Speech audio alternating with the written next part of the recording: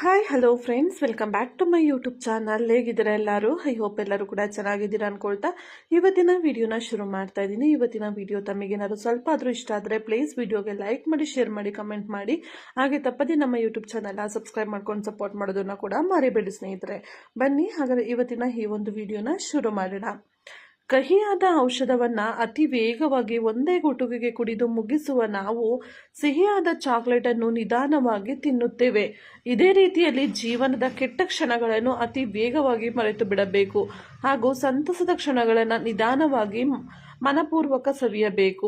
ಖಂಡಿತ ಅಲ್ವಾ ಸ್ನೇಹಿತರೆ? ನಾವು ತುಂಬಾ ಸಲ ಜೀವನದಲ್ಲಿ ಏನ್ ಮಾಡ್ತೀವಪ್ಪ ಅಂತಂದ್ರೆ, ನಮ್ಗೆ ಏನು ಖುಷಿ ಸಿಕ್ಕಿರುತ್ತೆ ಆ ವಿಚಾರಗಳನ್ನ ನಾವು ನೆನಪೇ ಮಾಡ್ಕೊಳ್ಳೋದಿಲ್ಲ.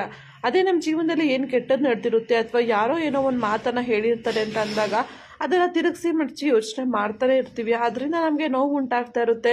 ನಮ್ಮ ಪ್ರೆಸೆಂಟ್ ಡೇ ಅನ್ನ ಕೂಡ ಆ ಒಂದು ಯೋಚನೆಗಳು ಹಾಳು ಮಾಡ್ತಿರುತ್ತೆ ಅಂತ ನಮಗೆ ಗೊತ್ತಿರುತ್ತೆ. ಆದ್ರೂ ಕೂಡ ನಾವು ಆ ಯೋಚನೆ ಮಾಡೋದನ್ನ ಬಿಡೋದಿಲ್ಲ. ಇದು ನನಗೂ ಕೂಡ ಪರ್ಸನಲಿ ಟೈಮ್ ಅನಿಸುತ್ತೆ.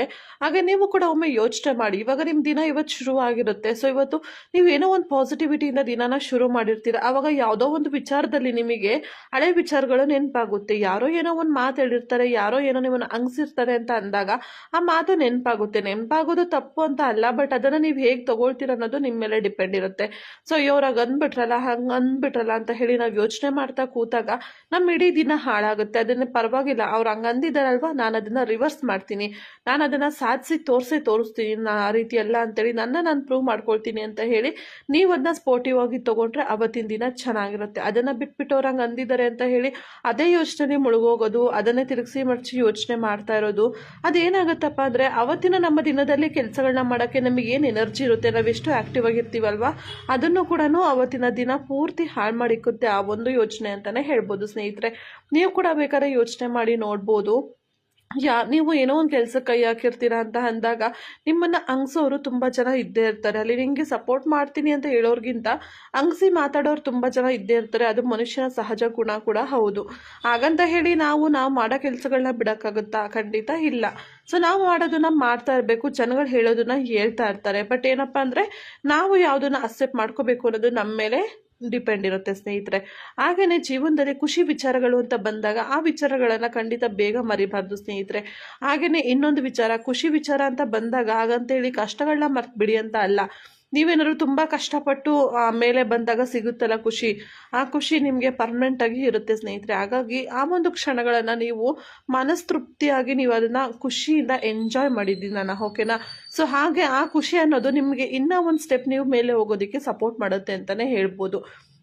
ಪರವಾಗಿಲ್ಲಪ್ಪ, ನಾನು ಇವತ್ತಿಷ್ಟು ಅಚೀವ್ ಮಾಡಿದ್ದೀನಲ್ವಾ, ಇದಕ್ಕೆ ನನಗೆ ಇಷ್ಟು ಖುಷಿ ಸಿಗ್ತಾ ಇದೆ ಅಂದರೆ ಇದನ್ನೇ ಇನ್ನು ಕಂಟಿನ್ಯೂ ಮಾಡೋಣ ಅಥವಾ ಇದಕ್ಕಿಂತ ಮೇಲೆ ಹೋಗೋಣ ಇನ್ನು ಅನ್ನೋ ರೀತಿಯಲ್ಲಿ ನಿಮಗೆ ಒಂದು ಸ್ಪೋರ್ಟಿವ್ನೆಸ್ ಬರುತ್ತೆ. ಹಾಗಾಗಿ ಎಷ್ಟು ಸಾಧ್ಯವಾಗುತ್ತೋ ಅಷ್ಟು ನಿಮ್ಮ ಕೈಯಲ್ಲಿ ಆದಷ್ಟು ಸಿಗುವಂತಹ ಚಿಕ್ಕ ಪುಟ್ಟ ಖುಷಿಗಳನ್ನು ಕೂಡ ನೀವು ಎಂಜಾಯ್ ಮಾಡಿ.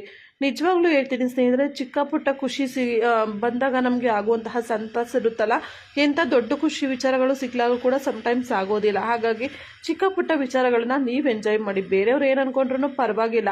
ಸೊ ಇವಾಗ ನಾನು ಹೇಳೋದೇನಪ್ಪ ಅಂತಂದರೆ, ಇವಾಗ ಆ್ಯಸ್ ಎ ಯೂಟ್ಯೂಬರ್ ಆಗಿ ನಮಗೆ ಒಬ್ಬರು ಸಬ್ಸ್ಕ್ರೈಬರ್ ಕೂಡ ತುಂಬಾ ಇಂಪಾರ್ಟೆಂಟ್. ಅದೇ ಬೇರೆಯವರು ನೋಡಿದಾಗ ಏನಪ್ಪ ನಿನ್ನ ಚಾನಲ್ ಇಷ್ಟು ಕಮ್ಮಿ ಸಬ್ಸ್ಕ್ರೈಬರ್ಸ್ ಇದ್ದಾರೆ ಅಂತ ಕೇಳ್ತಾರೆ. ಬಟ್ ಆದರೆ ಇವಾಗ ಪ್ರೆಸೆಂಟ್ ಇರುವಂತಹ ಸಬ್ಸ್ಕ್ರೈಬರ್ಸ್ನ ಗೈನ್ ಮಾಡೋದಕ್ಕೆ ನಾವೆಷ್ಟು ಕಷ್ಟಪಟ್ಟಿರ್ತೀವಿ ಅನ್ನೋದು ನಮಗೆ ಮಾತ್ರ ಗೊತ್ತಿರುತ್ತೆ. ನಿಜವಾಗ್ಲೂ ನಾನಂತೂ ಅಷ್ಟೇ, ಸಬ್ಸ್ಕ್ರೈಬರ್ ಒಬ್ಬೊಬ್ರು ಜಾಸ್ತಿ ಆಗ್ತಿದ್ದಂಗೂ ಕೂಡ ನನಗೆ ತುಂಬಾ ಖುಷಿ ಆಗುತ್ತೆ. ಅದನ್ನು ನಾನು ಮನಸ್ತೃಪ್ತಿಯಾಗಿ ಎಂಜಾಯ್ ಕೂಡ ಮಾಡ್ತೀನಿ. ಹಾಗೆ ನನಗೆ ಅದು ಒಂದು ರೀತಿ ಮೋಟಿವೇಟ್ ಕೂಡ ಮಾಡುತ್ತೆ. ನೆಕ್ಸ್ಟು ಕೂಡ ನಾನು ವೀಡಿಯೋಸ್ನ ಚೆನ್ನಾಗಿ ಮಾಡಬೇಕಪ್ಪ, ನಮ್ಮ ಸಬ್ಸ್ಕ್ರೈಬರ್ಸ್ಗೆ ಇಷ್ಟ ಆಗ್ತಿದೆ, ವ್ಯೂವರ್ಸ್ ಇಷ್ಟಪಡ್ತಾ ಇದ್ದಾರೆ, ನಾನು ಮತ್ತೆ ನನ್ನನ್ನು ನಾನು ಹೇಗೆ ಪ್ರೂವ್ ಮಾಡ್ಕೋಬೇಕು, ಹೇಗೆ ಇಂಪ್ರೂವ್ ಮಾಡ್ಕೋಬೇಕು ಅನ್ನೋದ್ರ ಬಗ್ಗೆ ನನ್ನ ಆಲೋಚನೆಗಳು ಹೋಗುತ್ತೆ. ಅದೇ ಯಾರೋ ಹಂಗೆ ಅಂದಿದ್ದಾರೆ, ನೋಡು ನನ್ನ ಸಬ್ಸ್ಕ್ರೈಬರ್ಸ್ ಕಡಿಮೆ ಇದ್ದಾರೆ, ನಾನು ಚಾನಲ್ಲೇ ಮಾಡೋದು ಬೇಡ, ವೀಡಿಯೋಸ್ ಬೇಡ ಅಂತ ಬಿಟ್ಬಿಟ್ರೆ ಅದು ಸಬ್ಸ್ಕ್ರೈಬರ್ಸ್ ಅಲ್ಲೇ ಇರ್ತಾರೆ ಹೊರತು ಗೈನ್ ಕೂಡ ಆಗೋದಿಲ್ಲ. ಹಾಗೆ ನಾನು ಯೂಟ್ಯೂಬಲ್ಲಿ ಸಕ್ಸಸ್ ಕೂಡ ಆಗೋದಕ್ಕೆ ಆಗೋದಿಲ್ಲ.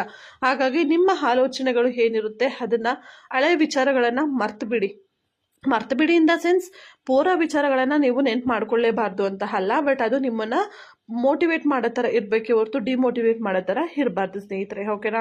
ಸೊ ಐ ಹೋಪ್ ಇವತ್ತು ನಾನು ಹೇಳಿರುವಂತಹ ವಿಚಾರ ತಮ್ಮೆಲ್ಲರಿಗೂ ಕೂಡ ಇಷ್ಟ ಆಗಿರ್ಬೋದು ಅಂತ ಅನ್ಕೊಳ್ತೀನಿ. ಇವತ್ತಿನ ವಿಡಿಯೋ ಏನಾದ್ರು ನಮಗೆ ಸ್ವಲ್ಪ ಇಷ್ಟ ಆಗಿದ್ರೆ ಪ್ಲೀಸ್ ವಿಡಿಯೋಗೆ ಲೈಕ್ ಮಾಡಿ, ಶೇರ್ ಮಾಡಿ, ಕಮೆಂಟ್ ಮಾಡಿ. ಹಾಗೆ ತಪ್ಪದೇ ನಮ್ಮ ಯೂಟ್ಯೂಬ್ ಚಾನಲ್ನ ಸಬ್ಸ್ಕ್ರೈಬ್ ಮಾಡ್ಕೊಂಡು ಸಪೋರ್ಟ್ ಮಾಡೋದನ್ನ ಮರಿಬೇಡಿ ಸ್ನೇಹಿತರೆ. ಇದೇ ರೀತಿ ಒಳ್ಳೆ ವಿಡಿಯೋಸ್ ನಮ್ಮ ಚಾನಲಲ್ಲಿ ನಿಮಗೆ ಪ್ರತಿದಿನ ಸಿಗ್ತಾ ಇರುತ್ತೆ. ಸೊ ಸಬ್ಸ್ಕ್ರೈಬ್ ಮಾಡಿದ ತಕ್ಷಣ ಬೆಲ್ ಐಕಾನ್ ಕೂಡ ಆನ್ ಮಾಡ್ಕೊಳ್ಳಿ. Thank you so much for watching. Take care.